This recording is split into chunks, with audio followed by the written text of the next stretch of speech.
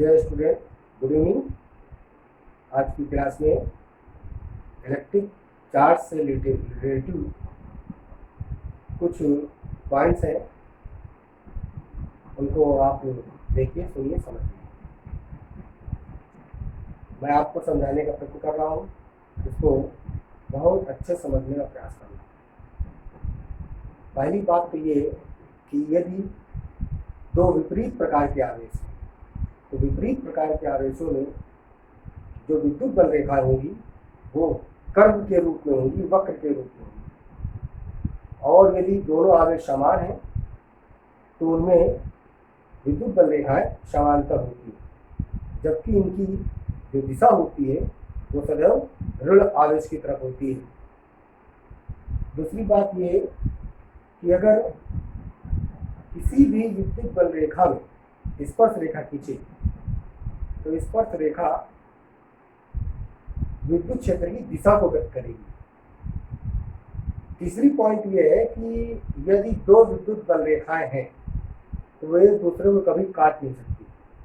यदि काटेंगी तो उन पर दो स्पर्श रेखाएं खींची जा सकती है, और दो स्पर्श रेखा खींचने का अर्थ यह है कि उसमें विद्युत क्षेत्र की दो दिशाएं होंगी, जो कि ये असंभव है।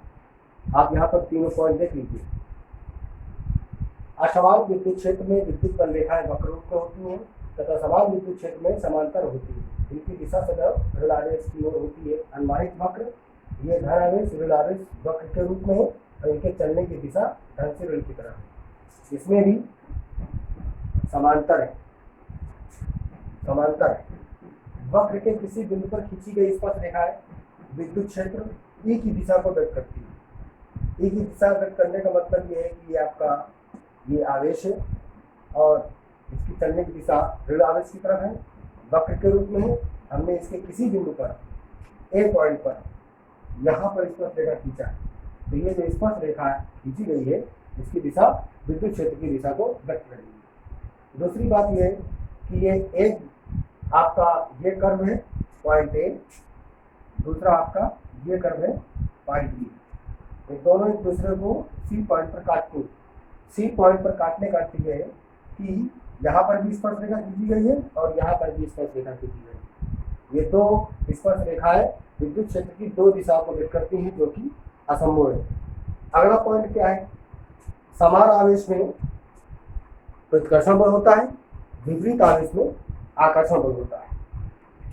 विपरीत आवेश में आकर्षण बल होता है, समान आवेश में प्रतिकर्षण बल होता है। अगला पॉइंट आप लिख सकते हैं। और एक बात याद रखना, जब भी विद्युत धारा प्रवाहित होती है तो धारा की दिशा में धन आवेश का प्रवाह होता है और धारा की विपरीत दिशा में ऋण आवेशों का प्रवाह होता है। जिधर ऋण आवेश प्रवाहित होते हैं उधर उसकी विपरीत साइड में धारा बहती है। इलेक्ट्रॉन सदैव विद्युत धारा की विपरीत दिशा में बहते हैं क्योंकि इलेक्ट्रॉन ऋण आवेशित होता है, नेगेटिव चार्ज होता है उसमें। और किसी वस्तु को आवेशित करने का अभिप्राय यह है कि उस वस्तु से इलेक्ट्रॉन निकाल करके उसे धनावेशित किया जा रहा है और किसी वस्तु से इलेक्ट्रॉन जोड़ करके उस वस्तु को ऋणावेशित उत्पन्न हो रहा है, ऋणावेश उत्पन्न किया जा रहा है। कहने का आशय यह है कि आप 1 पॉइंट, 2 पॉइंट, 3 पॉइंट और चौथा पॉइंट आपका यह है कि विपरीत आवेश में आकर्षण बल, समान आवेश में प्रतिकर्षण बल होता है। अगला पॉइंट आप ये लिख सकते हैं कि धन आवेश सदैव धारा की दिशा में और ऋण आवेश सदैव धारा की विपरीत दिशा में प्रवाहित होते हैं।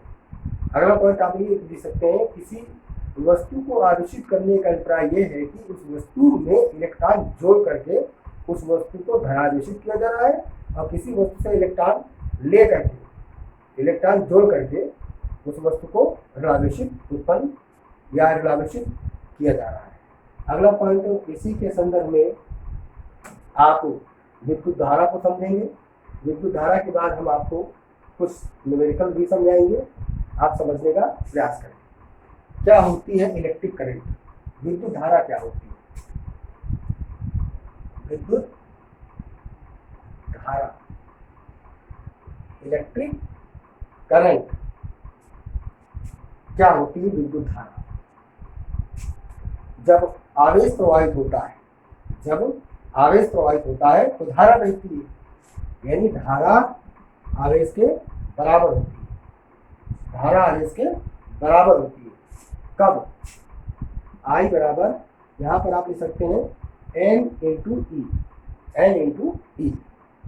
N इंटू ई का अर्थ ये है कि अभी मैंने आपको पिछली कक्षा में बताया था, चलिए ठीक है, इसको आप इस तरह समझ लीजिए, I बराबर Q अपॉन T। विद्युत धारा के बारे में आपको समझा रहा हूँ। आवेश और समय के अनुपात को विद्युत धारा कहते हैं। आवेश और समय के अनुपात को, ये जो बटे का चिन्ह लगा हुआ है, इसका मतलब होता है अनुपात, रेशियो। आवेश और समय के अनुपात को विद्युत धारा कहते हैं। इसका मात्रक एम्पियर, एम्पियर या कूलाम प्रति सेकेंड होता है। धारा क्या है? आवेश और समय के अनुपात को विद्युत धारा कहते हैं। इसकी मैग्नेटिक डिफरेंस क्या है उस पर आते हैं। यदि t बराबर 1 सेकेंड, t बराबर 1 सेकेंड, तो I equal Q upon 1, I equal Q। धारा सदैव आवेश के बराबर होती है यदि समय आपका 1 सेकेंड हो। यदि समय आपका 1 सेकेंड हो तो किसी चालक में प्रति सेकेंड प्रवाहित कुल आवेश को हम विद्युत धारा कहते हैं। यहाँ पर लिख सकते हैं, अतः किसी चालक में प्रति सेकेंड प्रवाहित कुल आवेश को विद्युत धारा कहते हैं। विद्युत धारा कहते हैं। हो गया। इसका मात्रक एम्पियर या कूलाम प्रति सेकेंड होता है। और ये अदिश राशि है। ये अदिश राशि इसलिए है क्योंकि इसमें सदिश के योग नियम का पालन नहीं होता है। यह एक अदिश राशि है। होगा।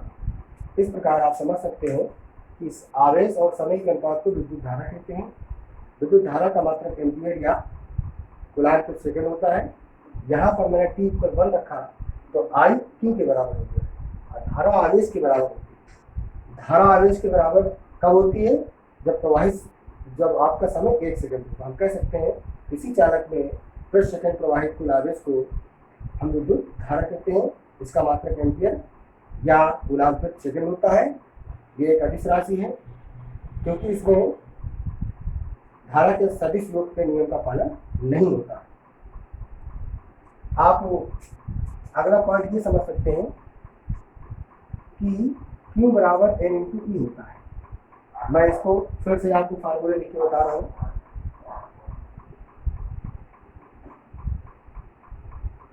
क्या है?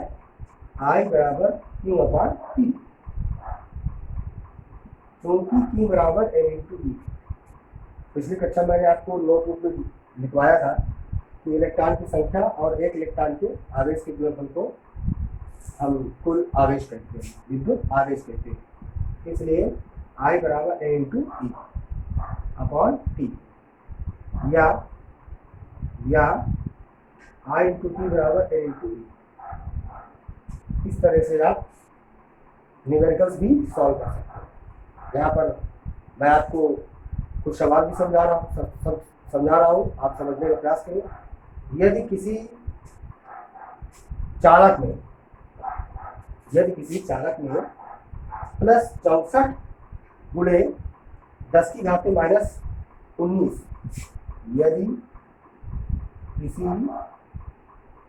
चालक में 2 सेकेंड में 6.4 गुणे 10 की घात माइनस 19 गुलाम प्लस में लिखते हैं 6.4 गुणे 10 की घात माइनस 19 कूलम आवेश प्रवाहित होता है।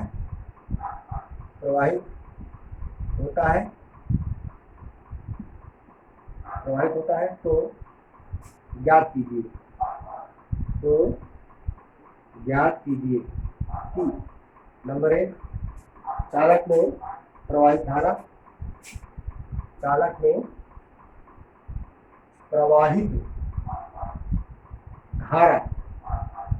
नंबर 2, चालक में इलेक्ट्रॉनों की संख्या कम हो रही है या अधिक हो रही है। चालक में कितने इलेक्ट्रॉन कम या अधिक हो रहे हैं। अब यहाँ पर मैं आपको पहला सवाल समझाता हूँ। चालक में प्रवाहित धारा, तो t पर आपका 2 सेकेंड है और आवेश आपका 6.4 × 10⁻⁻19 कूलम है, वही प्लस का है। तो आप I निकाल सकते हैं। I बराबर क्या बनेगा? I बराबर Q/T। और यहाँ पर Q की वैल्यू लिख सकते हैं। Q की वैल्यू क्या है? प्लस 6.4 × 10⁻⁻19/2। I बराबर 2 का भाग दे देंगे तो 32 हो जाएगा। 3.2 × 10⁻⁻19। और धारा का मात्रक क्या होता है? एम्पियर। धारा का मात्रक होता है एम्पियर। मात्रक जरूर लिखें। फिजिक्स में मात्रक का विशेष महत्व है। लास्ट में जब आंसर है उसमें मात्रक अवश्य लिखें। ये तो था चालक में प्रवाहित धारा 3.2 × 10⁻⁻19 एम्पियर या कूलम प्रति सेकंड। दूसरी बात करें, चालक में कितने इलेक्ट्रॉन कम या अधिक होंगे। बच्चों आप यहाँ पर समझने का प्रयास करें कि यहाँ पर कैसा चार्ज है। यहाँ पर पॉजिटिव चार्ज, यहाँ पर चार्ज पॉजिटिव चार्ज का मतलब यह है कि उस पदार्थ से इलेक्ट्रॉन निकाले गए, उस पदार्थ से इलेक्ट्रॉन निकले हैं तो